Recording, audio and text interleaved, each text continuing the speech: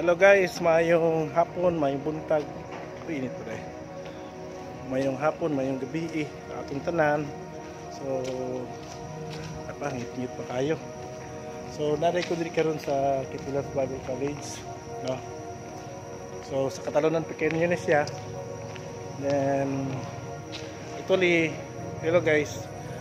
Diri jud ko nagdako sa Kitulad Bible College from 5 years old. Antod sa namin niya ko around 28 ang akong edad. So diri siya Bible school ni siya. Diri ko nagdako, diri ko nagtudlo ang akong inahan, ang akong amahan. Diri dapitan mo ni ang gym, mo na akong ginadula-dulaan sa basketball.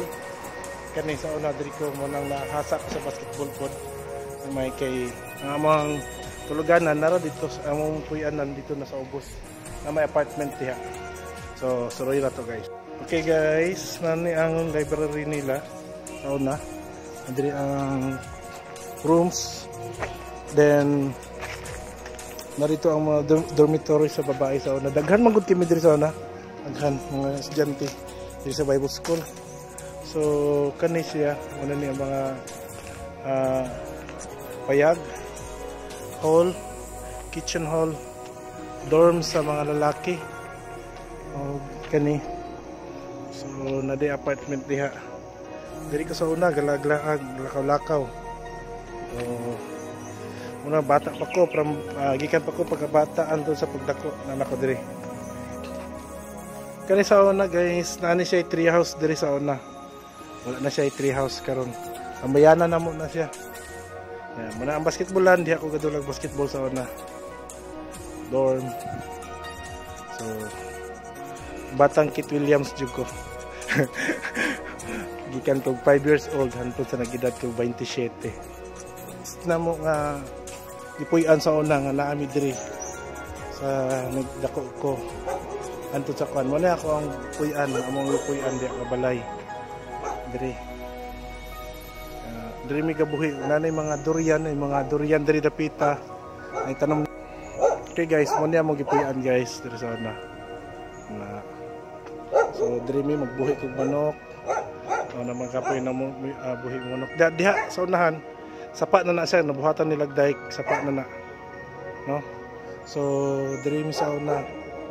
Diri ko nagdako. Mo nang ako kakabuhi, jud ko gabuhi jud kog manok. Diri to kana ko mga manok. Oh, na mga irot. Diri mi gabuhi kog manok sa una. Ana daw kasi sa area karon bagnot na.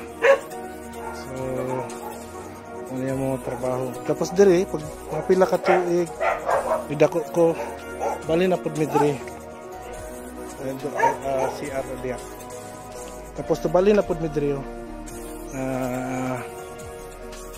pagkuan yata to na ako high school kanang diha nga apartment diha nga room. Balhin mi diha antod sa nag-college ko. Diha na pud mi. Na diha. Hello. So diri nga apartment tulo na diha mi kapuyo sa kana dapita. Nya diri mo ning area ang dagananan ako bata pa ko. So na. Antod karon mura kay pug bata.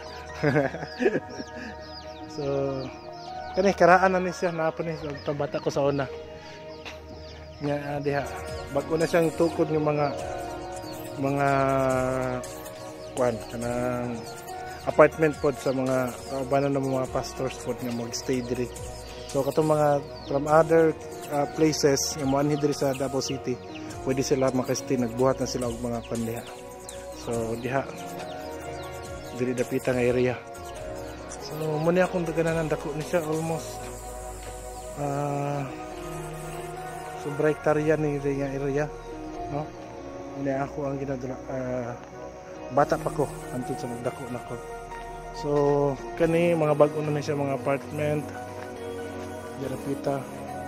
So mo na niya ako mga trabaho, mo na ako gipuy-an sa una when I was still young. Ayan guys, nanami ko diri guys. Daghang salamat guys. Mo na akong gipuy-an sa una samtang bata pa ko.